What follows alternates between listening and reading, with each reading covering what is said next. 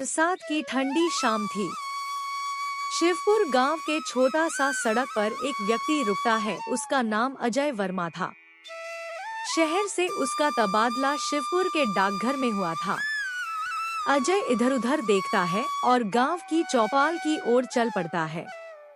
वहां कुछ गांव वाले आग तापते बैठे थे। उनमें से एक बुजुर्ग श्यामदास काका थे। नमस्ते काका, मेरा नाम अजय है। मेरा ट्रांसफर शहर से यहाँ हुआ है। मैं यहाँ नया डाक अधिकारी हूँ। अरे बाबू, इतनी रात को डाकघर में कोई नहीं मिलेगा। यहाँ तो शाम 4 बजे ही दफ्तर बंद हो जाता है, खासकर इस ठंडी बरसात के मौसम में। काका, चिट्ठियाँ बांटना मेरा काम है। डरने की क्या बात है? बाबू, एक बात याद रखना, इस मौसम में जो बिना पते वाली चिट्ठियां आएं, उन्हें कभी मत खोलना। काका, चिट्ठी में भूत थोड़ी होगा। पिछले साल भी एक आदमी ने ऐसी चिट्ठी खोली थी और फिर ठंडी बारिश का डाकिया उसे अपने साथ ले गया। थोड़ी देर बाद काका अजय को डाकघर तक छोड़ आते हैं। अंदर उसे एक आदमी मिलता है। साहब, मैं गोपाल हूँ, यहाँ सफाई का काम करता हूँ। बरसात में यहीं रुक जाता हूँ। चलो मुझे चिट्ठियों वाला कमरा दिखाओ। कमरा खोलते ही अजय हैरान रह गया। हर तरफ धूल और ढेर सारी चिट्ठियां पड़ी थी। इतनी सारी चिट्ठियां क्यों पड़ी हैं? अजय ने पूछा। साहब, ये सब बिना पते वाली चिट्ठियां हैं। बड़े साहब ने इन्हें छूने से भी मना किया है। अजय नाराज हो गया। ये सब अंधविश्वास है। कल से मैं खुद इन्हें देखूंगा।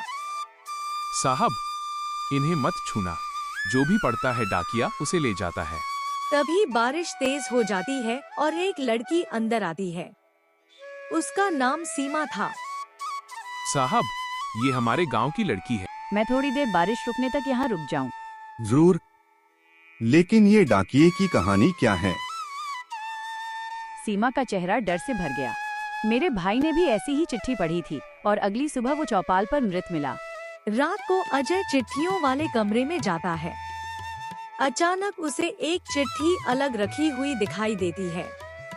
वह उसे खोलता है। उसमें लिखा था, तुम्हारी माँ तुम्हें छोड़कर नहीं गई थी। उसके साथ हादसा हुआ था। अगर सच जानना है तो मेरे पास आओ। गोपाल, ये चिट्ठी मेरे बारे में कैसे लिखी है? साहब, आपने चिट्ठी पढ़ ली, अब वो आएगा। दोनों भागकर श्यामदास काका के घर जाते हैं। काका सब सुनकर बोले, अब एक ही रास्ता है। आज रात पुराने पीपल के पेड़ के नीचे बैठकर उस डाकिये का सामना करो। रात गहरी हो चुकी थी।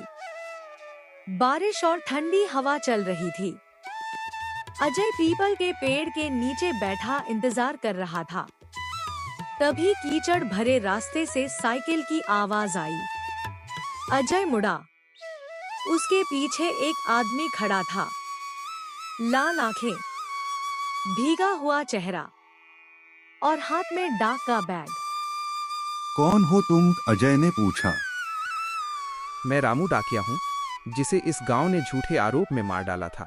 फिर उसने बताया कि गांव वालों ने उस पर झूठा इल्जाम लगाकर उसे कुएं से बांध दिया था।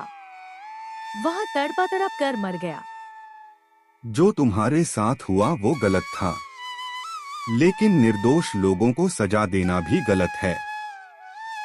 रामू कुछ देर चुप रहा। अगर गांव वाले मेरी सच्चाई सबको बताएंगे, तो मैं इस गांव को माफ कर दूंगा। अजय ने वादा किया। अचानक ठंडी हवा चली और रामू डाकिया गायब हो गया। अगले दिन अजय ने पूरे गांव को सच्चाई बताई। तब से शिवपुर गांव ठंडी बारिश के डाकिये के डर से मुक्त हो गया।